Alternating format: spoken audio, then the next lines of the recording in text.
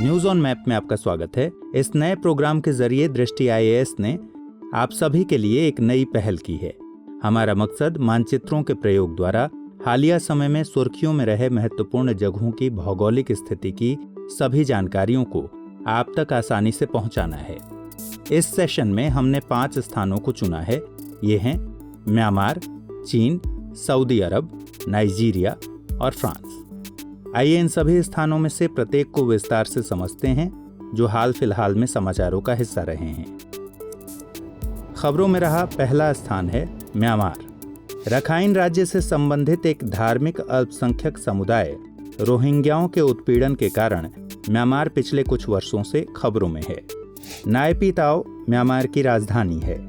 इसके राष्ट्रीय ध्वज में पीला रंग एकजुटता का प्रतिनिधित्व करता है, हरा रंग शांति, स्वास्थ्य और हरी भरी हरियाली का प्रतीक है, लाल रंग साहस और दृढ़ संकल्प का प्रतिनिधित्व करता है और केंद्र में सफेद रंग का सितारा देश के संघीय महत्व का प्रतीक है। बर्मीज क्यात म्यांमार की मुद्रा है। 1885-86 में हुए तीसरे आंग्ल बर्मा युद्ध के बाद बर्मा ब्रिटिश भारत का एक प्रांत बन गया, जो 1937 में भारत से अलग होकर ब्रिटिश राज का उपनिवेश बना। द्वितीय विश्व युद्ध के दौरान बर्मा जापानी प्रभाव में आ गया। हालांकि 1945 में इस युद्ध में जापान की हार के बाद इस क्षेत्र को फिर से ब्रिटेन ने नियंत्रित कर लिया था। अंततः 1948 में इसे ब्रिटिश उपनिवेश से स्वतंत्रता मिली थी। 1989 में नए सैन्य शासन ने देश का नाम यूनियन ऑफ बर्मा से बदलकर यूनियन ऑफ म्यांमार कर दिया और राजधानी रंगून का नाम बदलकर यांगून कर दिया गया। 2005 में सैन्य सरकार ने प्रशासनिक राजधानी को नवनिर्मित शहर नायपी ताओ में स्थानांतरित कर दिया। 1962 में एक सैन्य तख्तापलट के बाद म्यांमार 2011 तक सैन्य शासन के अधीन था। क्रमिक उदारीकरण के बाद 2015 में स्वतंत्र चुनाव हुए और इस तरह national league for democracy party की ओर से एक सरकार स्थापित की गई, जिसका नेतृत्व वरिष्ठ नेता आंग सान सू की ने किया। म्यांमार की सीमा उत्तर और उत्तर पूर्व में चीन, पूर्व में लाओस, दक्षिण पूर्व में थाईलैंड, दक्षिण और दक्षिण पश्चिम में अंडमान सागर और बंगाल की खाड़ी, पश्चिम में बांग्लादेश और उत्तर पश्चिम में भारत से लगती है। उत्तर से दक्षिण तक पटकाई श्रेणी, नागा हिल्स और चिन हिल्स भारत और म्यांमार के बीच की सीमा बनाती हैं। इनके दक्षिण में रखाइन पर्वत है, जिसे अराकान पर्वत भी कहा जाता है। म्यांमार की प्रमुख नदियां इरावदी, साल्वीन और यांगून हैं। म्यांमार वर्ष 2000 में स्थापित मेकांग गंगा सहयोग यानी मेकोंग गंगा कोऑपरेशन का सदस्य है, जिसमें Bharat, Thailand, Myanmar, Cambodia, Laos और वियतनाम जैसे 6 सदस्य देश शामिल हैं। यहाँ यह बताना जरूरी है कि तिब्बत पठार से निकलने वाली मेकांग नदी म्यांमार, लाओस, थाईलैंड, कंबोडिया और वियतनाम से होकर बहती है। म्यांमार ADB यानी एशियाई विकास बैंक और SASEC यानी दक्षिण एशिया उप क्षेत्रीय आर्थिक सहयोग का सदस्य है।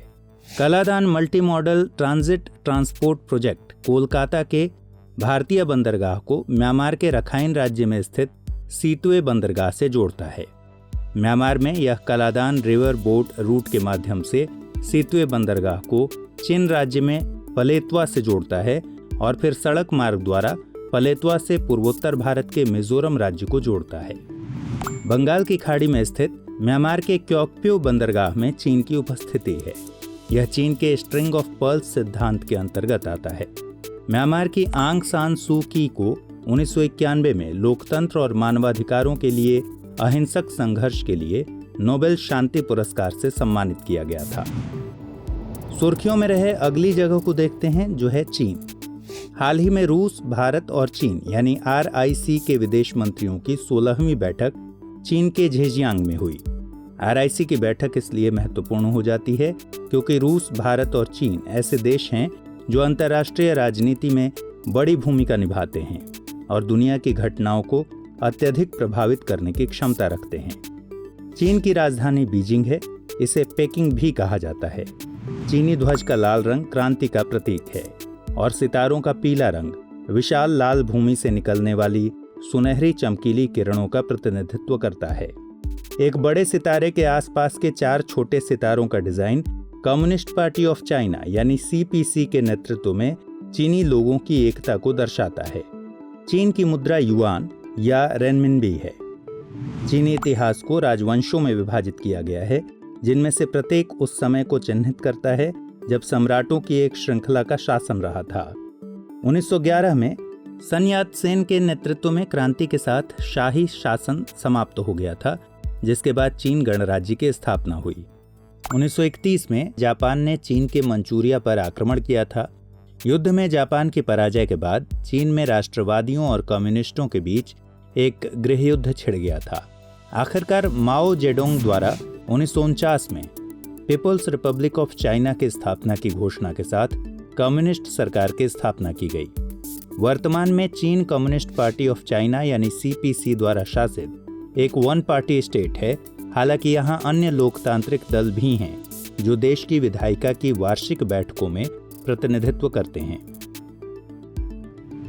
अफगानिस्तान, भूटान, म्यांमार, भारत, कजाकिस्तान, उत्तर Korea, Kyrgyzstan, Laos, Mongolia, Nepal, रूस, ताजिकिस्तान, वियतनाम और POK के जरिए पाकिस्तान चीन के सीमावर्ती देश हैं। चीन का तट पूर्वी चीन सागर, कोरिया की खाड़ी, पीला सागर और दक्षिण चीन सागर तक फैला हुआ है।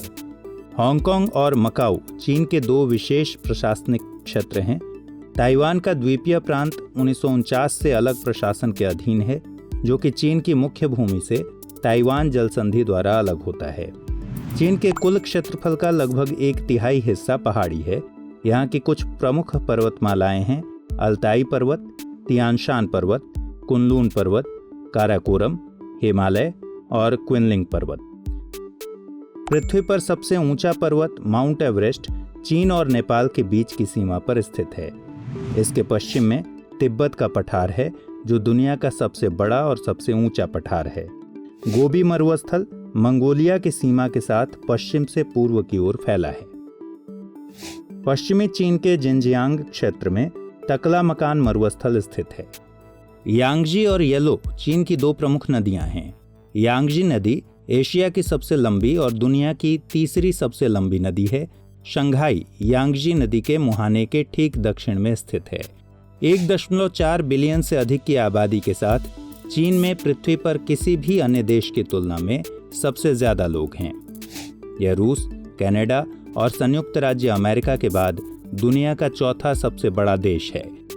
चीन दक्षिण चीन सागर में स्प्रैटली यानी नानशा द्वीप पर मलेशिया, फिलीपींस, ताइवान, वियतनाम और संभवतः ब्रुनेई के साथ एक जटिल विवाद में शामिल है।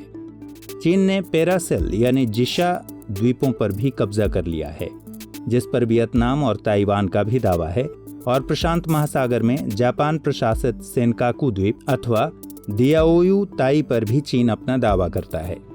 भारत और पाकिस्तान के बीच विवादित कश्मीर का अक्साई चिन खंड चीन और भारत के बीच भी विवाद का विषय है।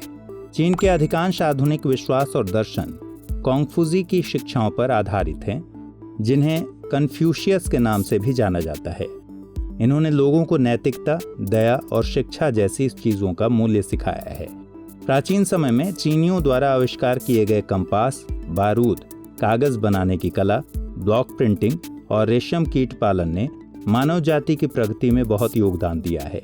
The great wall, grand canal और चीनी लोगों द्वारा बनाई गई अन्य परियोजनाओं को दुनिया में इंजीनियरिंग का नायाब नमूना माना जाता है। चीनी राष्ट्र का प्रतीक द ग्रेट वॉल वास्तव में विभिन्न राजवंशों के शासन के दौरान निर्मित या पुनर्निर्माण किए गए गैर रक्षात्मक दीवारों, किलों और अन्य सुरक्षात्मक संरचनाओं की एक श्रृंखला है। जायंट पांडा चीन के अलावे पृथ्वी पर अन्यत्र कहीं नहीं पाए जाते हैं। बीजिंग में स्थित राजमहल परिसर, जिसे फॉरबिडन सिटी भी कहा जाता है, उसका निर्माण मिंग राजवंश के शासनकाल में हुआ था। इसका यह नाम इस कारण पड़ा था क्योंकि यहाँ तक उस क्षेत्र के अधिकांश लोगों की पहुंच की मनाही थी। अगली जगह जिस पर हम चर्चा करेंगे वह है सऊदी अरब। हाल ही में सऊदी अरब के क्राउन प्रिंस मोहम्मद बिन सलमान ने भारत का दौरा किया था। सऊदी अरब की राजधानी रियाद है। राष्ट्रीय ध्वज में हरे रंग का भाग इस्लाम का प्रतीक है और अरबी भाषा में लिखा है, ईश्वर एक है और मोहम्मद ईश्वर के पैगंबर हैं। ध्वज में एक कृपाण यानी तलवार न्याय को सख्ती से लागू करने का संकेत देता है। सऊदी अरब की मुद्रा सऊदी रियाल है। इस्लाम के एक अति रूढ़िवादी रूप वहाबी विचारधारा का उदय 18वीं सदी के दौरान सऊदी अरब में हुआ था। इसका प्रतिबिंब वहां के राजधर्म सुन्नी में स्पष्ट रूप से दिखाई देता है। एक आदिवासी और मुस्लिम धर्मगुरु इब्न सऊद ने 1932 में अपनी भूमि को सऊदी अरब के साम्राज्य के रूप में एकजुट किया। सऊदी अरब एक अधिनायकवादी पूर्ण राजशाही है जिसमें कानून का प्राथमिक स्रोत शरिया को माना गया है। सरकार में विशाल शाही परिवार का वर्चस्व है। अरब प्रायद्वीप के लगभग 4/5 हिस्से पर इस देश का कब्जा है। इसकी सीमा उत्तर में जॉर्डन, इराक और कुवैत से, पूर्व में फारस की खाड़ी, कतर, संयुक्त अरब अमीरात और ओमान से, दक्षिण और दक्षिण पश्चिम में यमन और पश्चिम में लाल सागर और अकाबा की खाड़ी से लगती है। देश के दक्षिणी भाग में स्थित रब अल खली मरुस्थल पूरी दुनिया में रेत का सबसे बड़ा क्षेत्र है। देश के उत्तर मध्य भाग में स्थित अल नफुद नामक एक छोटा रेतीला क्षेत्र है। इस देश में कोई स्थायी जलधारा नहीं है, लेकिन बड़ी संख्या में वादीस यानी शुष्क नदी क्षेत्र हैं जिनमें केवल भारी वर्षा की स्थिति में ही पानी रहता है। सऊदी अरब पेट्रोलियम का दूसरा सबसे बड़ा उत्पादक और सबसे बड़ा निर्यातक देश है। दुनिया में दूसरा सबसे बड़ा प्रमाणित तेल भंडार सऊदी अरब के पास है। सऊदी अरब ओपेक यानी पेट्रोलियम निर्यातक देशों के संगठन का संस्थापक सदस्य है। सऊदी अरब खाड़ी सहयोग परिषद यानी GCC का सदस्य है और यह अरब लीग का भी संस्थापक सदस्य है। यह 1945 में स्थापित अरब राज्यों का एक क्षेत्रीय संगठन है जिसका उद्देश्य अपने सदस्यों के राजनीतिक, सांस्कृतिक, आर्थिक और सामाजिक कार्यक्रमों को मजबूत और समन्वित करना है। दो सबसे महत्वपूर्ण मुस्लिम तीर्थस्थल मक्का और मदीना सऊदी अरब में ही स्थित हैं। इस्लाम के संस्थापक पैगंबर मोहम्मद का जन्म मक्का में हुआ था। उन्होंने अपने जीवन के कुछ साल मदीना में भी बिताए। अब अगली जगह यानी नाइजीरिया की बात करते हैं। नाइजीरिया के राष्ट्रपति को दूसरे कार्यकाल के लिए फिर से चुना गया है, जिससे देश में राजनीतिक निरंतरता तय हो गई है। इससे औपनिवेशिक इतिहास के तत्काल बाद उभरी लगातार सैन्य नियंत्रण की अनिश्चितताएं पीछे छूट गई हैं। इसकी राजधानी अबूजा है। नाइजीरियाई ध्वज में हरा रंग देश के वनों और प्रचुर मात्रा में प्राकृतिक संपदा का प्रतिनिधित्व करता है और सफेद रंग शांति और एकता का प्रतीक है। नाइजीरिया की मुद्रा नायरा है। 1600 के दशक में कई अफ्रीकी यूरोपीय दास व्यापार के शिकार बन गए। 1800 के दशक में अंग्रेजों ने नाइजीरिया के कई आदिवासी राज्यों को हराया और नेग्रोलैंड या नाइजीरिया को अपना उपनिवेश बनाया। उन्होंने 1960 तक इस देश पर शासन किया। नाइजीरिया पश्चिमी अफ्रीका में गिनी की खाड़ी में स्थित है और यह पूर्व में कैमरून, उत्तर पूर्व में चाड, उत्तर में नाइजर और पश्चिम में बेनिन के साथ अपनी सीमाएं साझा करता है। पृथ्वी पर तीसरा सबसे बड़ा डेल्टा नाइजर डेल्टा यहीं पर है, जो कि दुनिया की सबसे बड़ी नदी प्रणालियों में से एक है। उत्तर पूर्व की नदियां चाड झील से निकलती हैं, जिसे नाइजीरिया नाइजर, चाड और कैमरून के साथ साझा करता है। अक्सर जायंट ऑफ अफ्रीका कहा जाने वाला नाइजीरिया अफ्रीकी महाद्वीप पर सबसे अधिक आबादी वाला देश है और अफ्रीका में सबसे बड़ी अर्थव्यवस्थाओं में से एक है। पूर्व में ब्रिटिश उपनिवेश रहा यह देश दुनिया के सबसे बड़े तेल उत्पादकों में से एक है, लेकिन तेल उत्पादन वाले क्षेत्रों सहित कुछ नाइजीरियाई लोगों को ही लाभ हुआ है। नाइजीरिया दुनिया भर में मलेरिया से सबसे ज्यादा पीड़ित है और HIV से ग्रस्त लोगों की दुनिया भर में दूसरी सबसे बड़ी संख्या भी यही है। नाइजीरिया अफ्रीकी संघ, गुटनिरपेक्ष आंदोलन, पेट्रोलियम निर्यातक देशों के संगठन यानी ओपेक, अफ्रीकी विकास बैंक के साथ साथ मुस्लिम विश्व के हितों की रक्षा और सुरक्षा की सामूहिक आवाज वाले संगठन इस्लामिक सहयोग संगठन का भी सदस्य है। बोको हराम नाइजीरिया में एक आतंकवादी इस्लामी समूह है जो सरकार को उखाड़ फेंकने और अपने देश के साथ साथ पड़ोसी देशों को भी एक इस्लामिक राज्य बनाने के लिए लड़ रहा है। बोको हराम इस्लाम के एक ऐसे रूप को बढ़ावा देता है जो पश्चिमी समाज से जुड़ी किसी भी राजनीतिक या सामाजिक गतिविधि में हिस्सा लेने को मुसलमानों के लिए निषिद्ध यानी हराम बताता है। इस बात की परवाह किए बिना कि राष्ट्रपति मुस्लिम हैं या नहीं, बोको हराम नॉन बिलीवर्स यानी किसी भी विशेष धर्म को न मानने वालों द्वारा चलाए जा रहे नाइजीरियाई राज्य को महत्व देता है। अंतिम स्थान जिसकी चर्चा हम कर रहे हैं वह है फ्रांस। हाल ही में फ्रांस अपने येलो वेस्ट मूवमेंट के कारण चर्चा में रहा, जिसके जरिए देश में ईंधन की कीमतों में हुई बढ़ोतरी का विरोध हो रहा है। प्रदर्शनकारियों ने हाई विजिबिलिटी वाले उस पीले रंग की जैकेट को विरोध के प्रतीक के रूप में अपनाया, जिसे फ्रेंच कानून के तहत सभी मोटर चालकों को पहनना जरूरी होता है। साथ ही फ्रांस के साथ भारत सरकार का 2016 में हुआ राफेल फाइटर जेट सौदा भ्रष्टाचार के एक आरोपों के कारण विवादों में है। फ्रांस की राजधानी पेरिस है।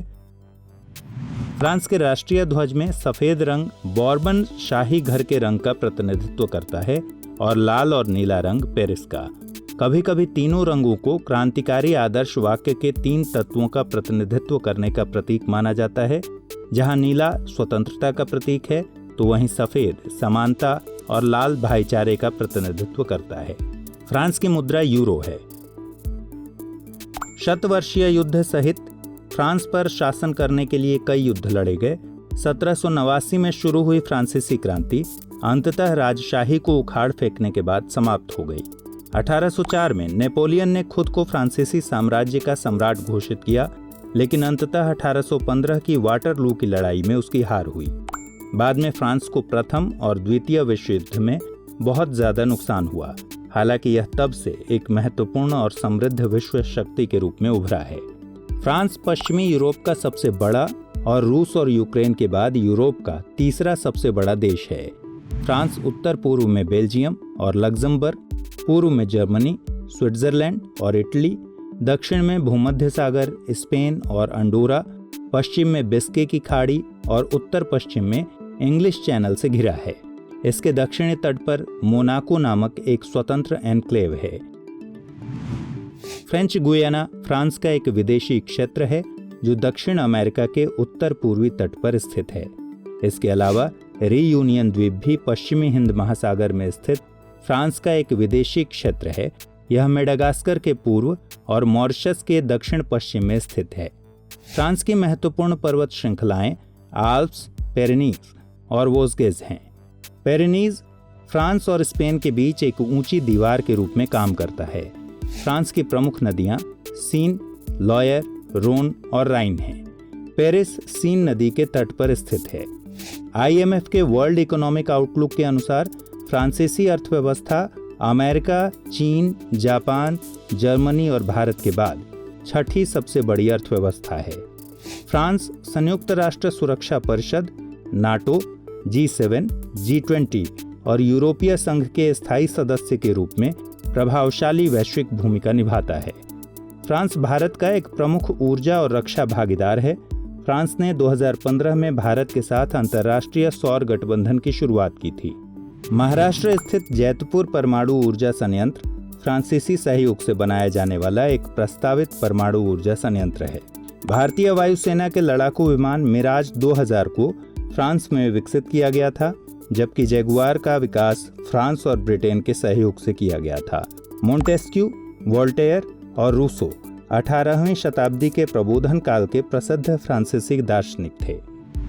न्यूज़ ऑन मैप के आज के सेशन में बस इतना ही। हम उम्मीद करते हैं कि यह वीडियो आपकी तैयारी में लाभदायक साबित होगा। न्यूज़ ऑन मैप के अगले एपिसोड में आपसे फिर मिलते हैं खबरों में रहे कुछ नए जगहों के साथ।